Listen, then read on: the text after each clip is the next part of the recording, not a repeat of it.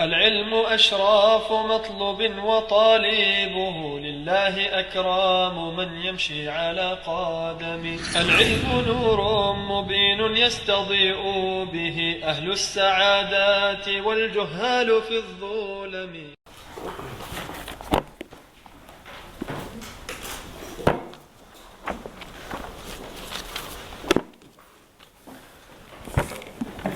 Who remembers where we left off? Sharika? So where should we start from now? Excellent. إحياء الموات. نعم. طيب. يقول الشيخ سعدي رحمة الله عليه رحمة واسعة باب إحياء الموات. طيب. This chapter, when the fuqaha are talking about this chapter, what they mean is they're referring to reviving a land that, what the fuqaha mean for this chapter or in this chapter is reviving land that does not belong to anyone. So from the masail that we're going to study is what is meant by land, what is meant by reviving, and how can a person own a land. So what is being referred to is land that doesn't belong to anyone. Can a person take it and will it belong to him? That is the chapter. يقول الشيخ رحمه الله وهي الأرض البائرة التي لا يعلم لها مالك. طيب. First and foremost, it is the land that is barren, that a person wants to revitalize, revive. Al-Ardu al-Ba'ira, the land that is barren, that it is almost as if it is not being used, or it hasn't been used for ages, and it is almost just dead land. التي لا يعلم لها مالك, that barren land that doesn't have an owner. لا مالك لها, it does not have an owner. It does not have an owner. So what does this exclude? You can't go to someone's house, their front garden, and say, I'm going to do ihya al-mawat. I'm going to revive your land. This is my land. So that is not permissible. Also, you can't go to the masjid, near the masjid area, outside the masjid, the garden near the masjid, and say, this land is in a state and I'm going to take advantage of it. La. Why? Because that is mawquf, that it is waqf. It has been left there for waqf, and we shall see waqf inshallah. So that is not permissible to do. Like in the land that is being referred to is, for example, maybe 70, 80 miles away from the city. 70, 50, 40 miles away from the city. Land that doesn't belong to anyone. Lakin, this is almost impossible to picture today. Because nowadays, the land, the country, however spacious it is, that land belongs to who? To the dawla, to the government. To the government. So you can't just go to any random space now and say, right, because there's no one here at this particular moment, all of this is mine. Why? Because whichever country you're in, not just in Muslim countries, like in London, you can't go on the M25 and as soon as you go and get to empty land, you can't say, I'm going to do Babul Ihya al-Amwat, because Sheikh Sa'di says that you can manage a Saalikeen. Why? Because now it belongs to the dawla, it belongs to the government, so you can't do that. So the practicality of this is a bit difficult, like we're going to study anyway. Naam, so it doesn't belong to anyone, there's no known owner. فَمَنْ أَحْيَاهَا بِحَائِضٍ, and even in some countries, like for example Saudi Arabia, during maybe just under 100 years ago, anyone that applied this, found a bit of barren land and said it is mine, it was actually acknowledged. But then there was a cut-off point some time ago. There was a cut-off point. So anyone before that, it was still considered as their land, regardless of the dawla or anything like that. Like now it's pretty difficult. So that is what Aqd al-Amwat is, or al-Mawat. فَمَنْ أَحْيَاهَا, so whoever revives it, بِحَائِضٍ, with a fence, أو حَفْرِ بِئْرٍ, or digs a well, أو إجراء ماء إليها, or irrigates a ma, or pours water into it, brings water into it, using hose, pipes and so on, أو منع ما لا تزرع منه, أو منع ما لا تزرع معه, أو منع, not منه, أو منع ما لا تزرع معه, or a person that removes whatever it is that prevents water from reaching it properly, or prevents agriculture in that land. For example, if there's so much water and the river's just goes miles, stretches miles. If someone builds a what? A dam. A person builds a dam in order to stop the water flow so that he can put seeds and harvest in this sort of land, in this part of the land, then it is permissible to do. So technically him putting a dam in the way so that the water doesn't come past, that is a sign of him reviving that land. That is a sign of him reviving that land. So the Shaykh is now talking about how you can own that land. By building a fence, a big reasonable fence, or digging a well, or making sure that water reaches it, or making sure that the water that is preventing agriculture, making sure that that water stops by building a dam. Then the Shaykh says, what if he does that? What happens? مَلَكَهَا بِجَمِيعِ مَا فِيهَا. Then he ends up owning it, and owning everything that is in it. Everything that is in that land, he ends up owning it. إِلَّا الْمَعَادِنَ الظَّاهِرَةِ إِلَّا الْمَعَادِنَ الظَّاهِرَةِ, except for the minerals that are clear, that you can see, that are on top of the earth, like salt and so on. That is, you can see it. So that he can't own. So even if he finds salt, for example, or other minerals that are zahir, that are seeable, it is not permissible for him to own that. Why? Because that is between the Muslims. That is the right of the Muslims. And there was a hadith where the Messenger ﷺ gave a piece of land to someone. And then one of the companions said to him, do you know what you've just given him? You've given him, there's minerals that come out of his place. And then the Messenger ﷺ took it back from him. Why? Because those minerals, the Muslims are going to benefit from. طيب. ملكها بجميع ما فيها, he owns everything that is in it except for the ma'adin al-zahira. Like in the ma'adin al-batina, those things that are in the earth, for example, gold, silver, petrol, all of that, then he can own it. Then he can own it. But obviously that is not possible now because it belongs to the dawla. It belongs to the dawla. طيب. نعم. Then the Shaykh says, why does he own it? Why does it belong to him? لحديث ابن عمر رضي الله عنه. Due to the hadith of Ibn Umar رضي الله عنه, من أحيا أرضا, whoever revitalizes barren land, ليست لأحد, that doesn't belong to anyone, فهو أحق بها. Then he has more of a right to it than anyone else. He has more of a right to it than everyone else. رواه البخاري. Imam al-Bukhari narrated it. طيب. Go back to the chapter. What is the barren land? Land that belongs to no one. صح? Land that belongs to no one. What do you own land with? What can you own that barren land with? How can it come into your possession and that you end up owning it? By building a fence, a big fence. طيب? Or digging a well. Or making sure that the water reaches it, or building a dam. Then you own that land. وإن تحجر وإذا تحجر, then the Shaykh says وإذا تحجر, لكن وإذا تحجر مواتا, لكن if he encircles بأن, if he just puts a sign over it or things over it to show that it is his, بأن أضار حوله أحجارا, for example he puts stones around it, أو حفر بئرا, or he digs a well, لم يصل إلى مائها, لكن he digs, لكن he hasn't reached the water yet. أو أقطع أرضا, or he is given that land, أقطع meaning the hakim gives it to him. So in all of these examples, فهو أحق بها, he has more of a right to it than anyone else.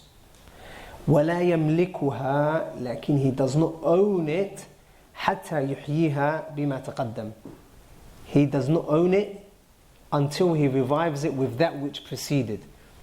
What does he mean? لما تقدم, that which is preceded.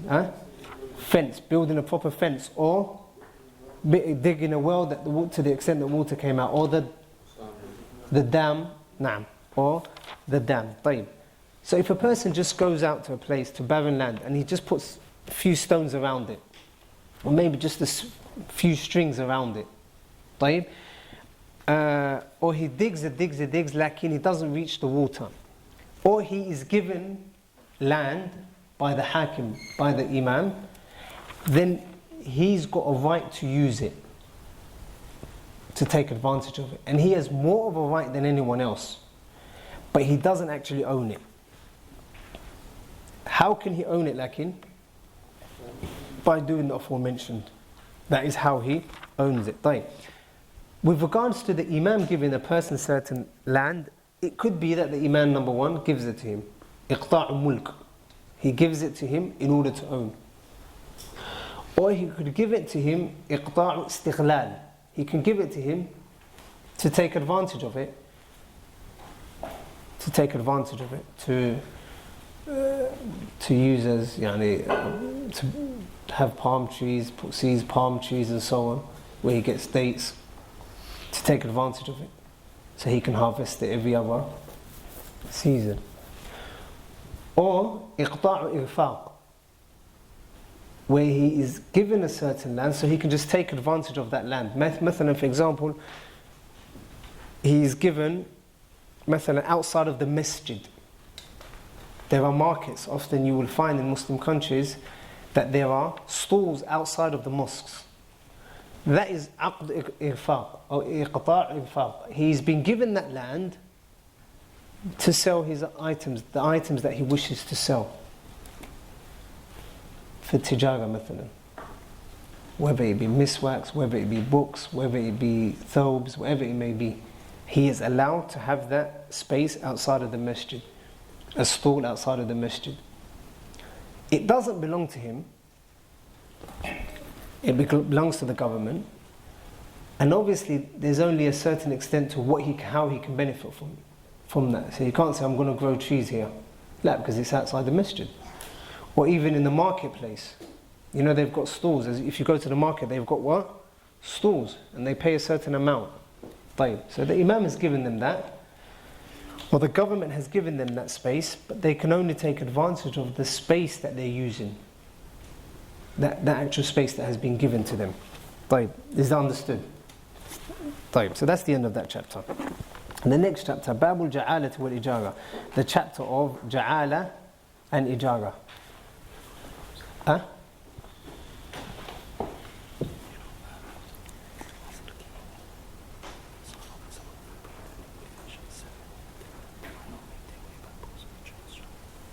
So what time should we stop? Okay, what time should we stop? 6:20 now. Okay, that's fine. So we stop at 6:40. That's fine. That's fine. طيب, باب الجعالة والإجارة. Ja'ala means kind of like royalty payment. طيب, where you say to someone, whoever finds my car for me, I'm going to give him £100. Whoever finds someone loses their mobile phone and he says, whoever finds my phone for him, I'll give him X amount of money. Whoever sells this item for me, or this house for me that I'm struggling to sell, I'm going to give him 10%. That is what Ja'ala is. طيب. Ijara is to rent out. Ijara is to rent something out. Ijara is to rent something out. So the istilah for Al-Ja'ala, for those of you that want to write in Arabic, is the matan that the Shaykh says, rahimahullah. وَهُمَا, and they are جَعْلُ مَالٍ مَعْلُومٍ لِمَنْ يَعْمَلُ لَهُ عَمَلًا مَعْلُومًا أو مَجْهُولًا. So Ja'ala, he starts off with Ja'ala. He says Ja'ala is جَعْلُ مَالٍ مَعْلُومٍ, assigning a certain amount of wealth.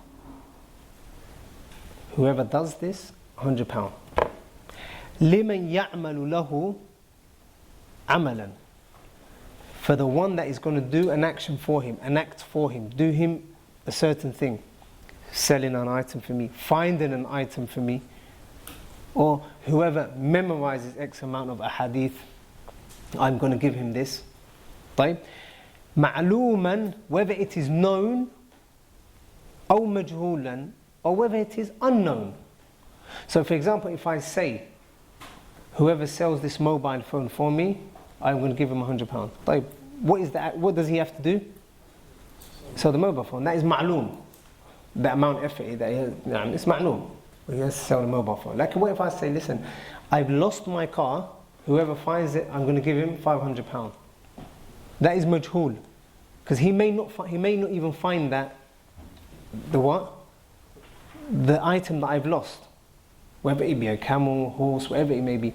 I may not find that. If I don't find it, I'm not to be given what? Na'am, the prize money. The ja'ala, I'm not to be given it. Why? Because I haven't brought it to the table.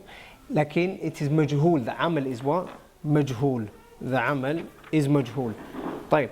So with regards to ja'ala... The example you gave, selling the phone, if you sell it, I'll give you some more. Why is that not Yeah, because you know what item you're selling. You've got the phone and you're going to go sell it. You've got the phone. What if you're not able to sell it? The potential is still there. If you're not able to sell it, you just bring him back the what? The phone. But with the lost item, you may not even find it aslan. And it may not come back to his possession. So there's a difference between having an item and saying, whoever sells this for me, that's ma'loom, you know the item that you're going to sell. But whoever finds this for me, you may not even find that. You may not find that. So, and it's very similar, like it's just the fact that this one, you've got this item. And if you don't sell it, you bring it back. If you sell it, then you get your reward. Like in that item, you may not even find it. Right. What is the hukum of ja'ala? What is the hukum of ja'ala? The scholars use as evidence the verse of Allah, وَلِمَنْ جَاءَ بِهِ حِمْلُ بَعِيرٍ وَأَنَا بِهِ زَعِيمٍ in Surah Yusuf. So when the cup or the vessel of the king was lost, Prophet Yusuf said, whoever brings it to me will have a camel's load. طيب. Then we have another hadith which is clearer. نعم, Surah Yusuf, verse 72. Like we have a clearer hadith. That is called شرع من قبلنا. Inshallah we shall see in Usul al-Fiqh. The sharia of those that came before us is called شرع من قبلنا. Like we have something which is clearer. There's a hadith Abu Sa'id al-Khudri rahmatullahi alayhi wa radiyallahu anhu, he and some of the companions were on a journey and they came past a village, a group of people, and they asked them to do diyafa for them. They asked them to be their host and to give them space to if they can spend the night with them. They said, no, you can't spend the night with us. Then they left. Abu Sa'id al-Khudri and the rest of the companions, they left them. Then the leader of that village or that group of people that refused to take them in, one of them was bitten, or their leader was bitten by a scorpion or something. Then obviously they couldn't do anything. They didn't know how to cure him. And he was really sick. So they went to the companions. They said, listen, we've got someone that is ill. If you can cure him, please come and cure him. They said, no, you refuse to take us in as guests. If you want us to come back and cure him, then you need to give us X amount of ghanam, sheep. They said, sah, tayyib. They agreed to it. They agreed to that. When they agreed to that, Abu Sa'id al-Khudri, he came and he read the Fatiha on him 7 times. He read the Fatiha on him. Alhamdulillah, he was cured immediately. Then they gave him 30, I believe it was 30 sheep, the amount of Sahaba that were there. Then they came back to the Messenger sallallahu alaihi wasallam and they told him about it and he agreed with it sallallahu alaihi wasallam. He said, yeah, tayyib, give me my portion as well. And he laughed sallallahu alaihi wasallam, which shows that is sunnah taghririya. He agreed with it sallallahu alaihi wasallam. So that is a dalil that ja'ala is permissible. So if he wasn't cured, would they have given him that? La, they would not have given him, Abu Sa'id and the companions, the sheep. طيب, so that is the dalil for al-ja'ala. طيب. As for ijara, the ta'rif of it is عقد على منفعة. عقد, to agree upon. على منفعة, on a benefit. أو عين مباحة, or a ayn, an item, an object that is يعني مباح, that is permissible. For example, a car, renting out a car. مدة معلومة, for a known period of time. For a known period of time. That is the definition of ijara. That is the definition of ijara. So for example, عقد على منفعة. على منفعة. Some sort of benefit. You're hiring out some sort of benefit. مثلا, you say to someone, build me a house, or build me a wall, or build me a fence, or do my flooring for me, laminate flooring, do it for me. That is ijara. Technically it is ijara. You're asking this person to do this action for you, this manfa'a, this benefit for you.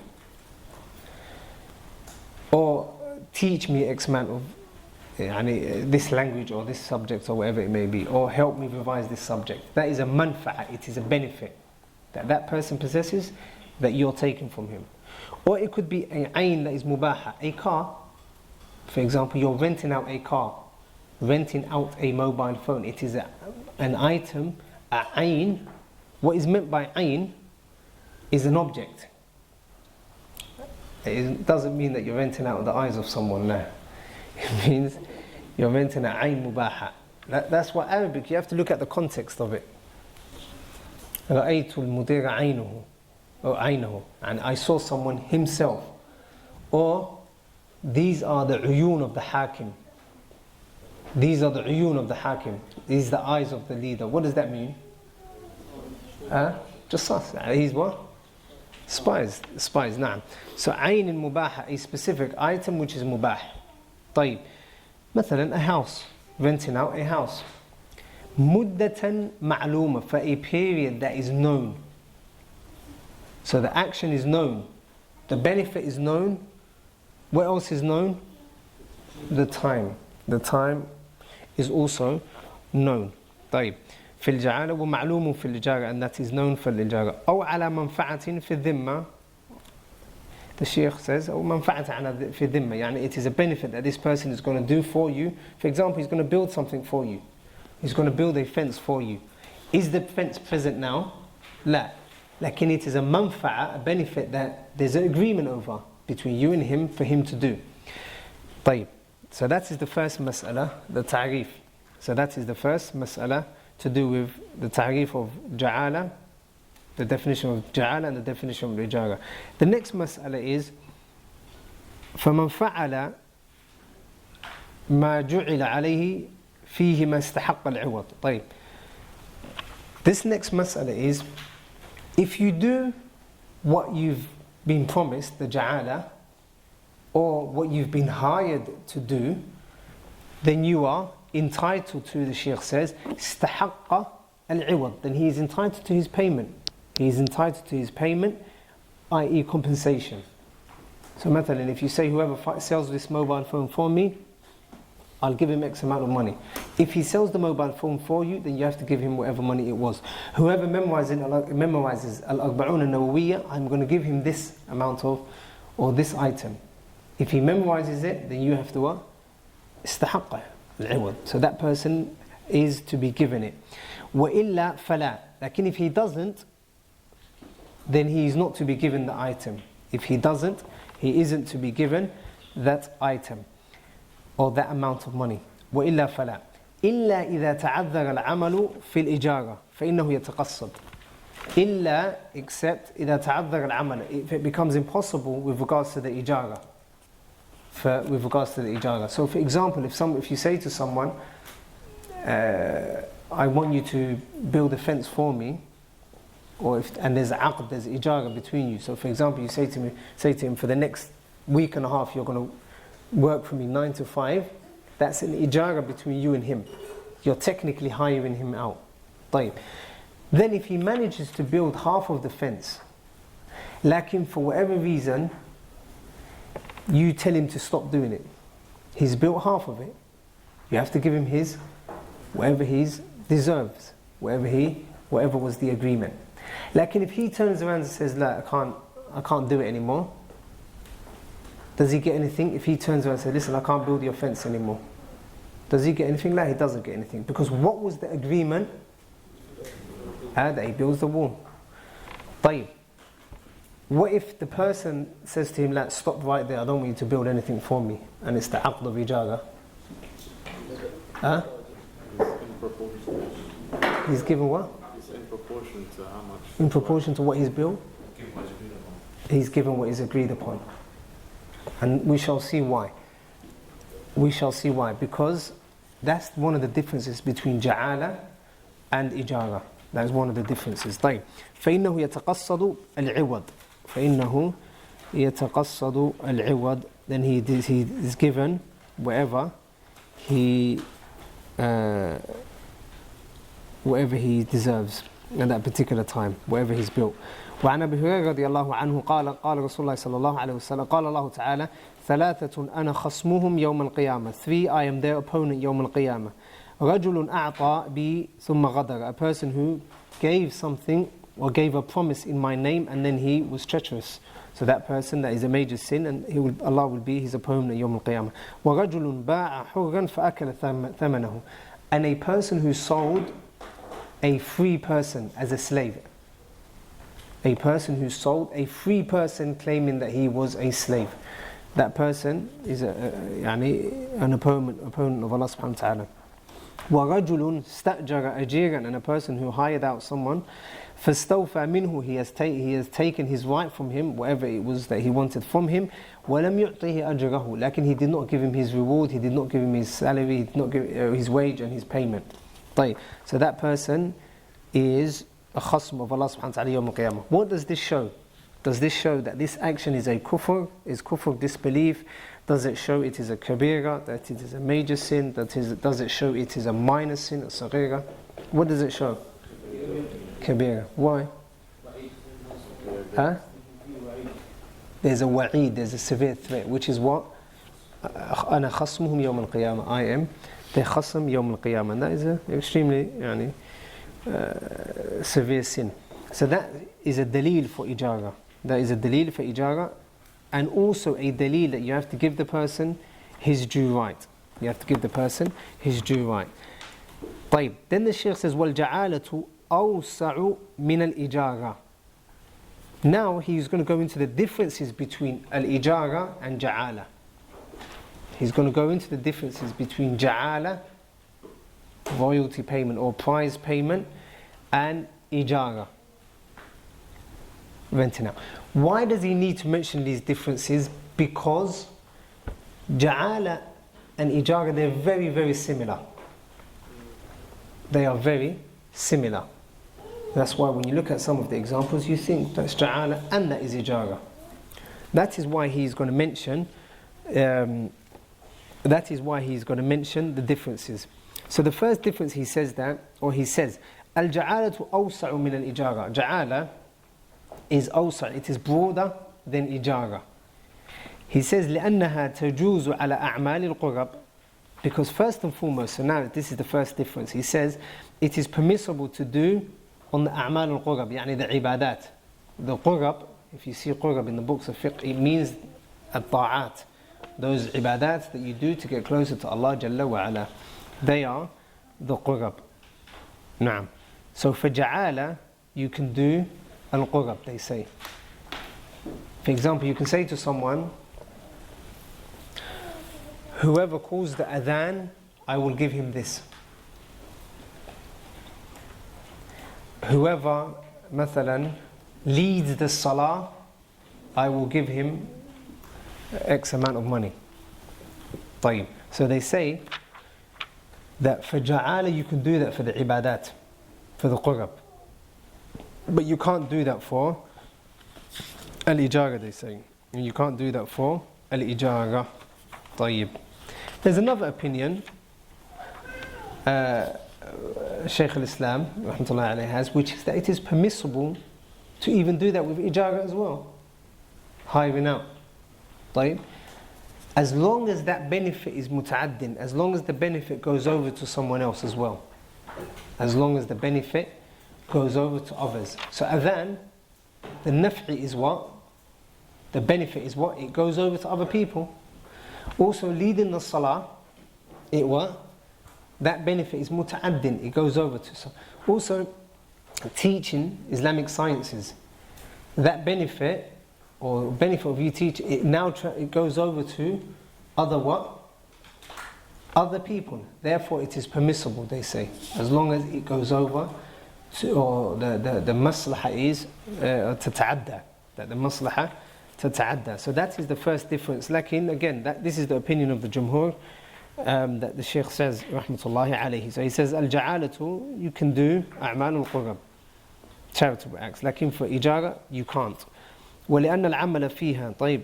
This second difference, we'll stop there for now. We continue next week, inshallah, from that point.